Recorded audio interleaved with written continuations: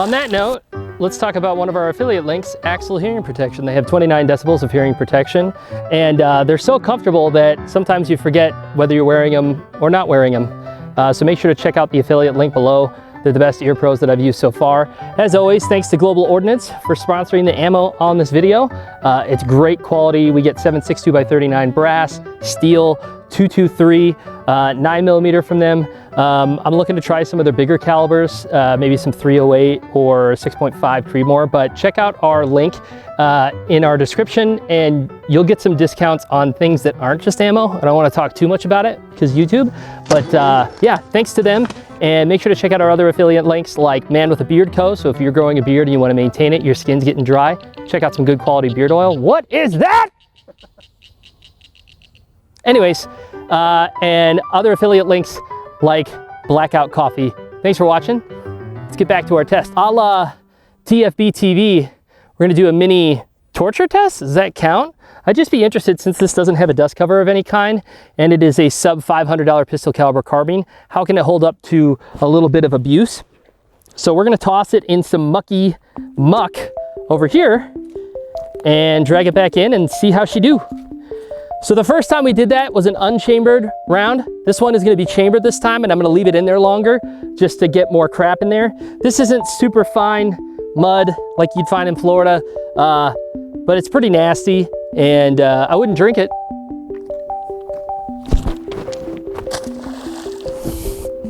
Hello, what is this? Is it a drive shaft? You all, everybody. Or is that a steering column? You all, everybody. Cool. Or, you know, when you get a carp like wrapped up around a couple reeds and you think it's an inanimate object and then you realize it's just a lazy carp. All right, let's try to make sure there's no barrel obstruction. Shouldn't have been.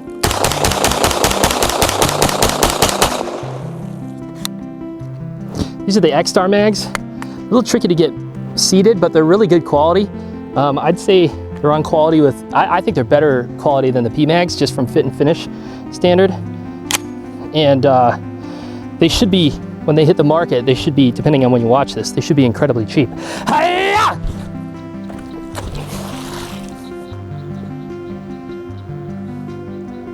Peepers, creepers.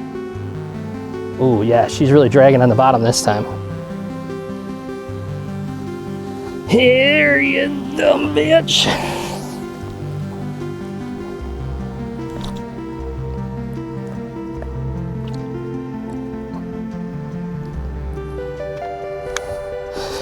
All right, you ready?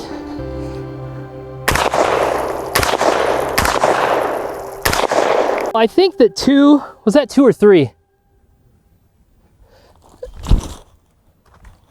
Let's just be safe. Let's just be thorough. Hope I don't drag like a dead body out of this thing with it. It's be really awkward.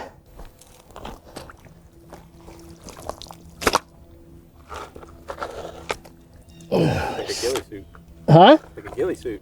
I know, right? Wow, classy. On the breech side there, so it's, you know, I'm not trying to gear and thumb this or anything. Yeah. All right. Last round hold open, effective. Fed all rounds, no problem. I think it's a resounding success. Let the improvement of yourself keep you so busy that you don't have time to criticize others. Roy T. Bennett. If you saw the Extar EP9 video, you know that I thought it was a well-made, lightweight, reliable, and fun to shoot pistol caliber carbine.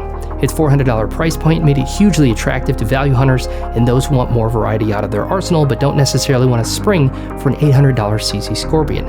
Now, the EP9 was not without peers, launching alongside a plethora of sub $500 pistol caliber carbines, and we're going to put that list on the screen now.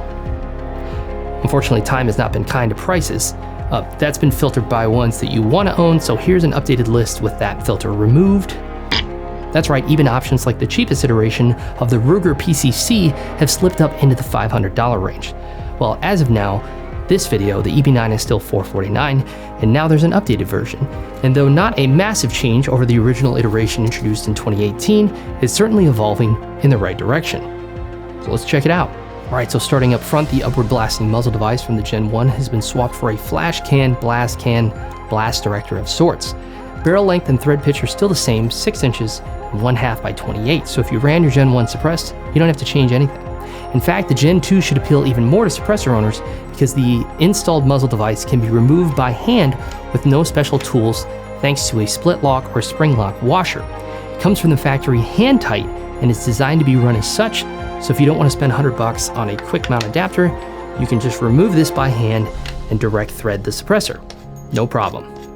Next change is the handguard. I like the mild goofiness of the Gen 1. It's got this old Vietnam era vibe to it, but it was the cheapest looking part on the gun, and I did long for something with better mounting options.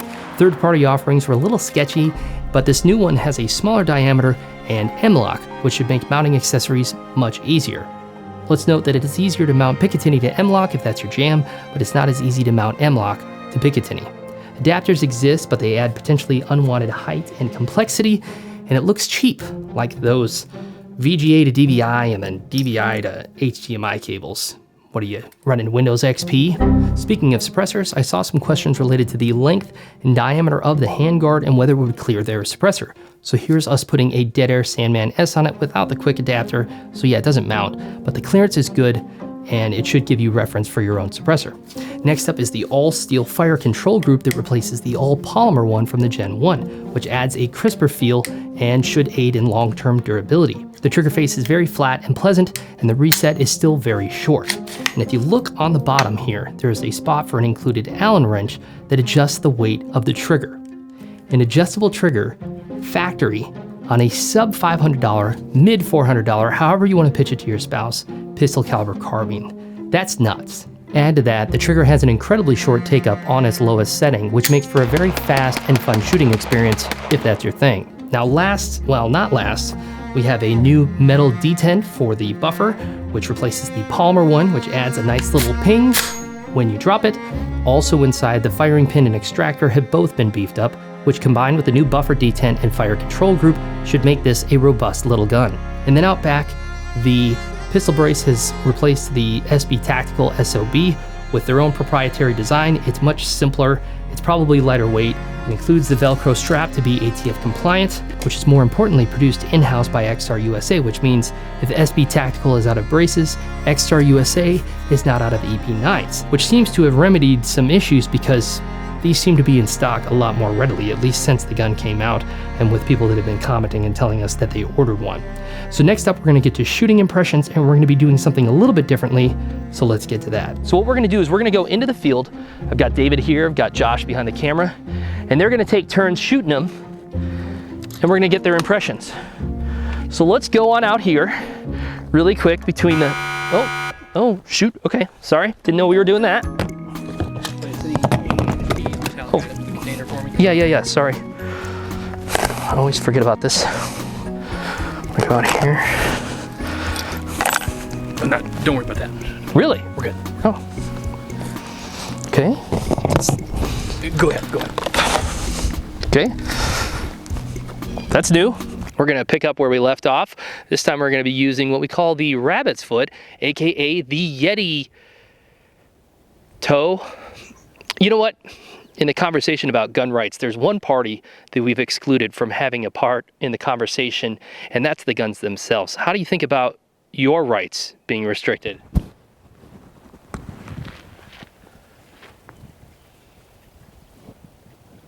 That's deep. Also kind of racist. So joining me next is David.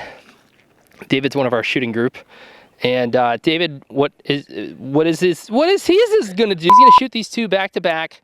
He's never shot the Gen 2. He has shot the Gen 1. He was with us when we did that one.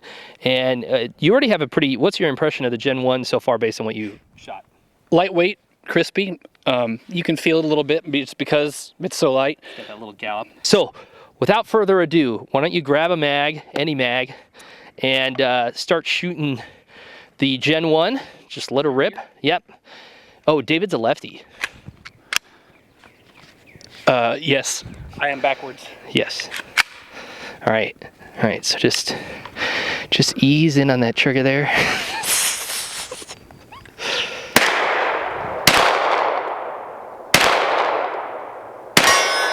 chamber that. Yeah, some I didn't know. some pistol brace guns we try to be a little wary of, just because we don't want anybody to. Where are you looking? You didn't even see that. I'm right here, bitch. Put that back in there. I greased it up for you. It should go down the chamber easier. Hey, That's what she said. oh man, this is all staying We're in. having a great time. We're having a real good time. All right. Shall we try it again? Let's try it again. This time you can So there's no debris. you can buddy up to it. All right. Let's do this for real. Okay, okay. Tasty, delicious. All right, clear. Let's see how she do.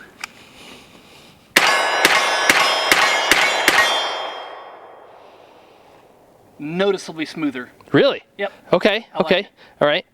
What do you think? What do you think the smoothness is coming from? Is it I don't Maybe- know for sure, but it could be the trigger difference. trigger? Maybe Trigger feels really nice. just like crisper, smoother break. Yeah. Maybe the muzzle device.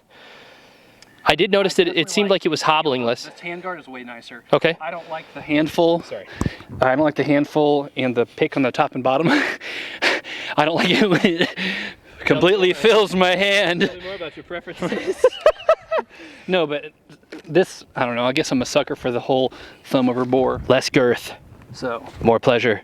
When you remove the girth, you leave room for pleasure. yeah.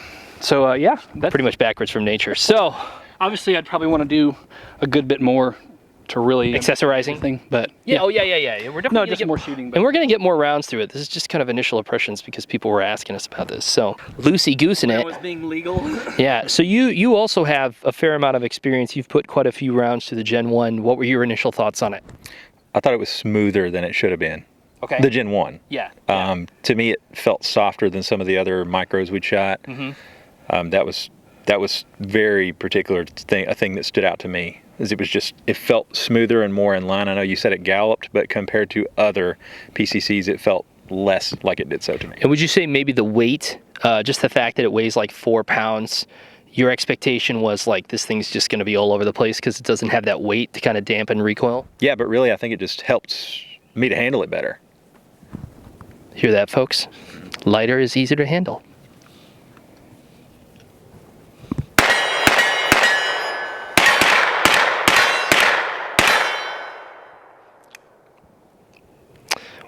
Wow, that was marvelous. The misses? It's hard not to smile. Where did that one go? Every round counts. All right, and then the Gen 2. And remember, some of these impressions aren't going to necessarily be shooting base. You've got the ergonomics, and I'll shut up now. Go ahead. What's that? Still fight? Let me see that round.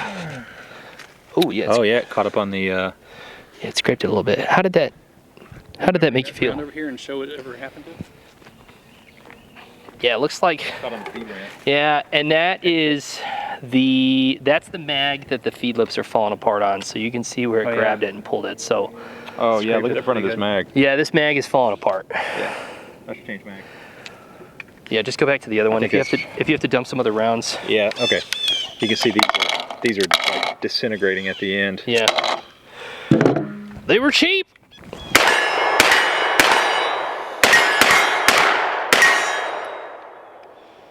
All right. So give me your unbridled impressions of how you felt about that. Yeah. Oddly, what he mentioned about it being softer, it doesn't make any sense, but this feels a lot softer. Really? I don't know that I would notice it if I had shot this one last week and this one this week, but one right after another. Very noticeable. This one's less violent. My guess is it's probably because I have a much stronger, purchase on it? a much stronger purchase over the, plus this handguard's a little bit longer. So You I'm can get farther out on I'm it. more forward, That's a good which lets point. me pull back a little bit Yeah, stronger. that's interesting because a lot of initial impressions about the handguard being longer, people instantly went negative to the fact they're like, oh, it's going to be harder for me to mount stuff on the end. But you're making the point that, hey, this longer extension, you can have a longer longer length of pull, more torque on the end of that barrel so that you can manipulate it better, even if it is only about an inch. So yeah, I don't know that that's what it is, but I think you should give it a go and see if you feel the way that I do. But okay, this one seems softer by a lot. Okay, cool. So that leaves one last person. It's me. All right, so I can't remember which one of these was feeding bad. I'm guessing it's this one. This one was feeding bad. No, it was that was the good one. The good one. Yeah. Come on, man. All right, here we go. Oh, you did say aim high, remember? I did.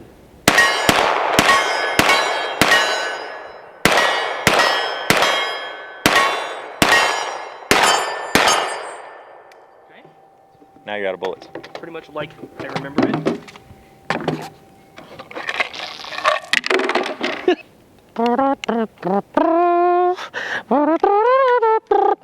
You didn't expect a mouth trumpet solo. Bob, bob.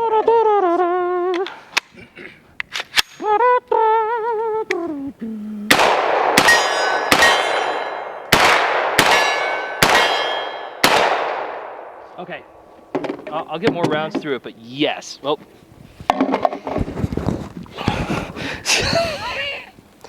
Yes.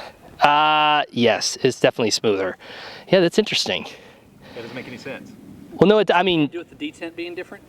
I mean, obviously they were intentional about the changes that they made. I mean, you've got what? You've got 1, 2, 3, 4. I wouldn't include that, substantial changes. The trigger could definitely improve just the pull and the smoothness of it, but this was never like a bad trigger. I don't think it was a bad trigger. Muzzle device, I've never really known. Might be on something low key though. It's just the better grip. Better grip? And stabilize yourself. You don't Well, realize it. if it works, I ain't gonna argue with it. So there's that. We'll continue to shoot this down the road.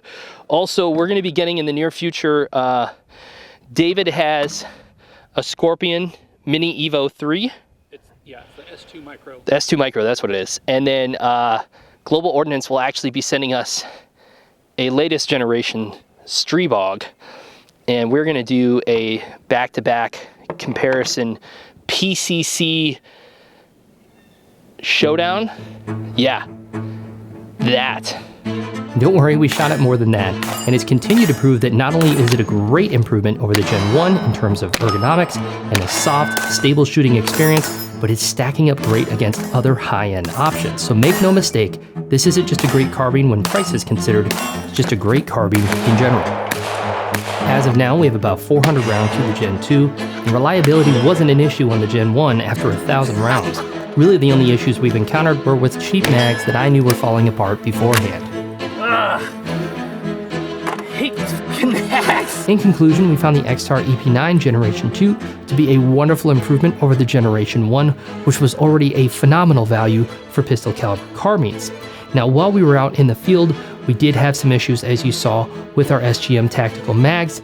They only have about 600 or 700 rounds to them each, and I wouldn't trust them to feed reliably at this point. Fortunately, Extar is now producing their own mags, which are very nice quality. This is not a final iteration, but we do look forward to putting some rounds through this. This is an 18 round capacity. It is compatible with Glocks, and they are going to be producing more capacities in the future.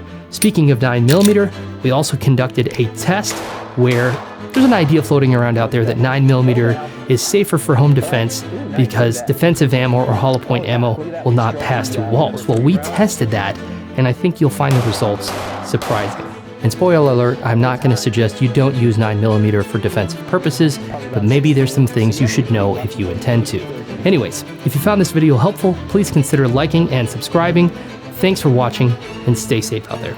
Like and subscribe, and do yourself a solid, and check out our Instagram account, because we post some pretty sweet photos on there, some shorts, and we only have like 200 followers right now, which we keep getting told that we're very under-followed, which is cool for like praise of like, oh, you're better than you look, but it still sucks because it's like nobody follows us. So do something about it.